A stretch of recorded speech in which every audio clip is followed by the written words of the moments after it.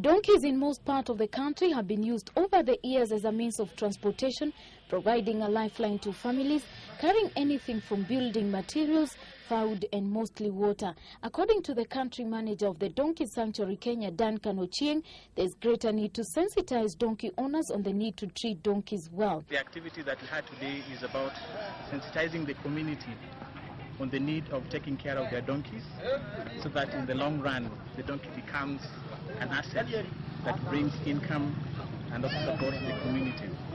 He also noted that the donkey owners in various parts of the country mistreated the animals, yet they depend on their service for their day-to-day lives. The exercise saw the donkeys dewormed and their pads trimmed. The owners were also not left out, as they were trained on how to treat their animals.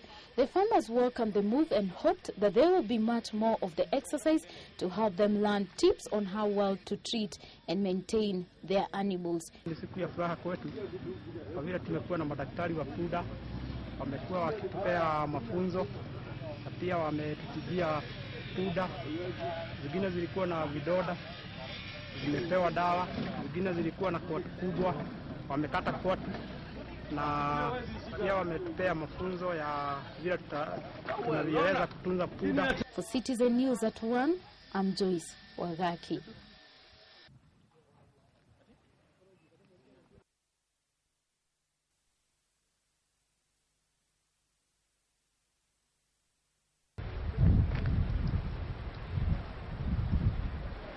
The Kenya Wildlife Service is awarded outfit after their efforts in putting out the raging fire in parts of the Mount Kenya, Nyeri County born of fruit. Officials say they are overwhelmed by the fire and any assistance in putting out the fire will come in handy. The fire is said to be burning in 6 different parts of the forest in the tropical rain belt at about 10,000 feet above the sea level. The height of the fire has hampered efforts to put it out. According to KWS Deputy Warden Simon Gitau, the only option left is to fight the fire from above. But what I would like to say is that this challenge is enormous. One, this fire is burning in very difficult terrain. People have to walk from where they will be trapped by vehicles. Even if we had a helicopter here, the helicopter cannot land where we are. It's deep in the indigenous forest. If it's up on the moorland, that's something else. But where we are now, the dynamics of fighting this fire becomes more complicated. The government is calling on the well-wishers to come and help save the forest and also establish the cause of the fires. For Citizen News at 1, I'm Joyce Wagaki.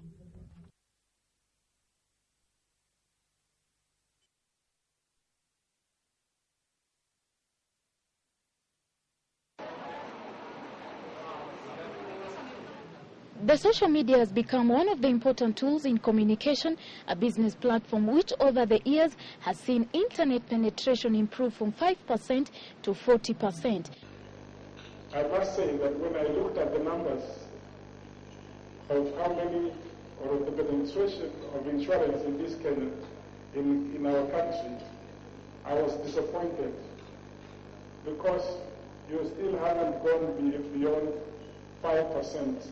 For some time, the insurance penetration has been below 5%. According to Ndemo, the insurance agents have been using the wrong social network to advertise their services.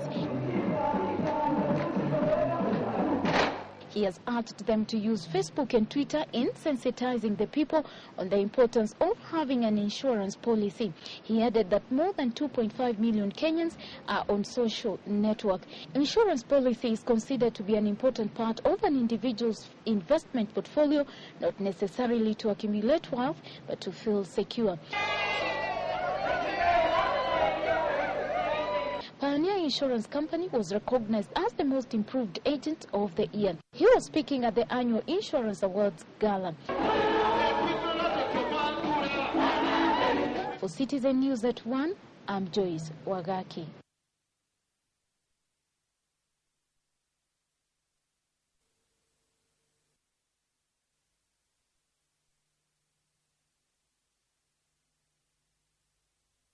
The plan by the government to scrap off the 844 education system and introduce the new proposed system of education of 26333 was meant to revolutionize education in the country. Under the new system, children are expected to start specializing in their careers of choice before joining the university. Millions of children require a very careful attention, and we don't have to just wake up and grow up and say this is education for the future. According to the former president, the 844 system has for many years provided a platform for many students in accessing the top universities across the world. While defending the 844 system he implemented, Moi said that he consulted and employed the help of top scholars, including Canadian Colin McKay.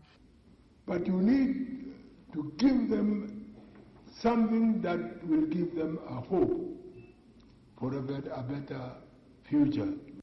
He has urged the government to undertake comprehensive consultations before making any drastic changes. He has also added that the changes should be in line with the East African agenda and the global concept. During the meeting, a minute of silence was observed for the departed leaders, John Mishuki and Jenga Karume. For Citizen News at 1, I'm Joyce Wagaki.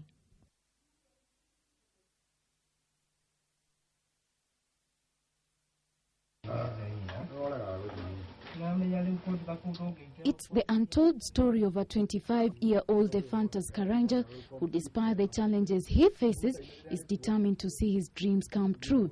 Ephantus was unable to further his education due to lack of school fees, but this did not deter him from pursuing his long dreams of becoming an architect. Tangu nimalize form 4 niko na miaka mingi. Sasa hii mwaka huu ni mwaka wa pili. Sasa nataka, kwa sababu mnaona vile mambo iko hapa, nataka msamaria mema ili niweze kuinua hii talent yangu, kwa sababu ikiwa namna hii bila masomo na bila hiyo makaratasi sasa haiwezi peleka mimi. After his parents separated in 1989, his life took a turn, leaving him and his mother with nowhere to call home. But his mother did her best to give Ephantus and his siblings the best out of life. Even without his education certificates, which are still being held due to the outstanding fees, Karanja has continued to nurture his talents, which was discovered during his childhood when he used to pick up waste cartons and model houses.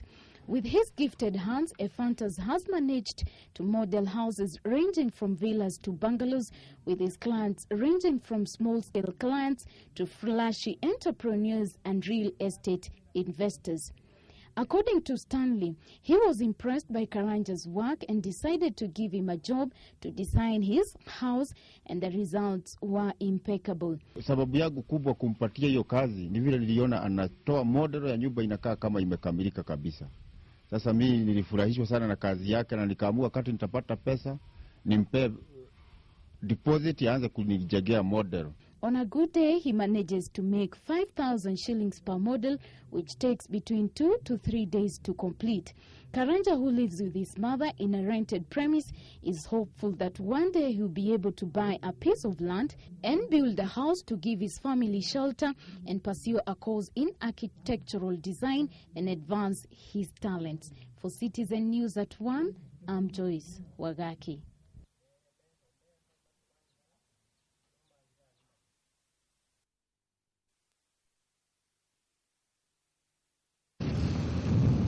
For years, the safe disposal of pesticides has been a matter of huge concern. A report by an organization called Clean Farm shows that pesticides and contaminated containers are stored close to people due to lack of a proper storage and disposal machinery in the country.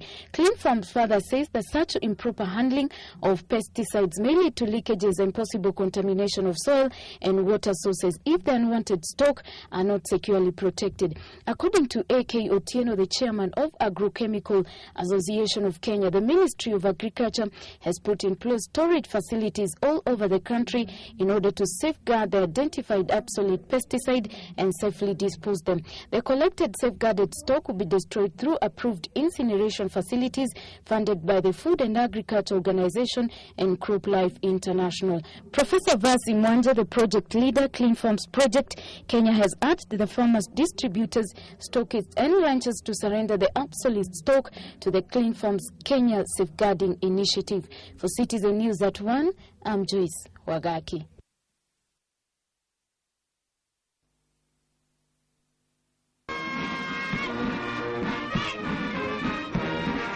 Speaking at the Kenya Military Academy in Mane during the commissioning of specialist cadet officers, General Julius Karangi said that the fact that Kenya Defence Force will be part of the international combat mission was a testimony of the professionalism of its army.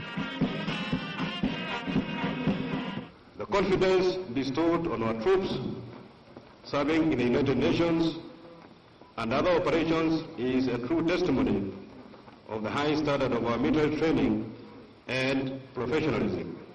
Karangi praised the work of the KDF forces in Somalia and urged the newly commissioned cadet officers to remain loyal to the country. He maintained that the sovereignty and territorial dignity of the country must be protected at all costs. At this juncture, I also want to thank the people of this country, wherever they are, for their continued support to our soldiers as they continue to engage the enemy of this country. I want to thank you on behalf of all the officers, men and women, and our families in the Kenya Defence Forces. During the ceremony, 26 professionals, amongst them 4 women, were commissioned into the Kenya Defence Force and immediately promoted by President Kibaki to the post of second lieutenant. The professionals are expected to strengthen the Defence Force as Kenya intensifies a war against the Al-Qaeda affiliate militia group Al-Shabaab. For Power Breakfast News, I'm Joyce Wagaki.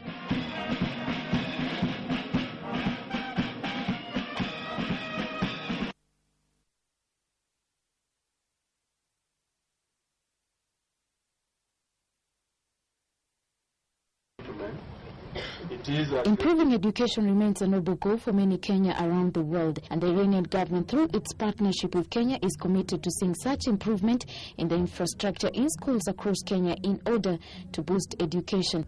According to the ambassador, the Iranian government will invest in technology in the country to hasten its economic development and also improve bilateral relations through investment. They will also open offices in Kisii County and partner with local contractors to promote technology nationally. Foreign Affairs Assistant Minister Richard Onyonka, who is also the area MP, urged the parents in the area to educate their children beyond secondary school so that they can compete fairly for the top jobs nationally and internationally. Onyonka lashed out at critics who accused him of focusing in building schools across the constituency, saying that children needed a conducive learning environment to perform better in the national examinations. The school has produced some of the top candidates in the country. For Citizen News at 1, I'm Joyce Wagaki.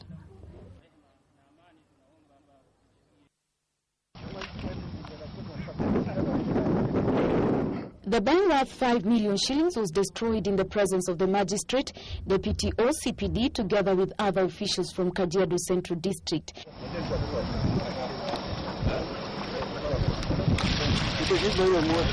This is barely 3 months after police in this area found another bank hold worth 1.5 million shillings abandoned along Kajiado-Namanga highway. The suspects are said to have noticed police roadblocks on the highway and abandoned the vehicle. According to the police, the illegal trade in cannabis has been ongoing for a long time between Kenya and some of the neighboring countries and is slowly getting out of control. He said police will be on high alert to curb the rising cases of illegal trade along the Kajiado-Namanga highway. For Citizen News at 1, I'm Joyce Wagaki.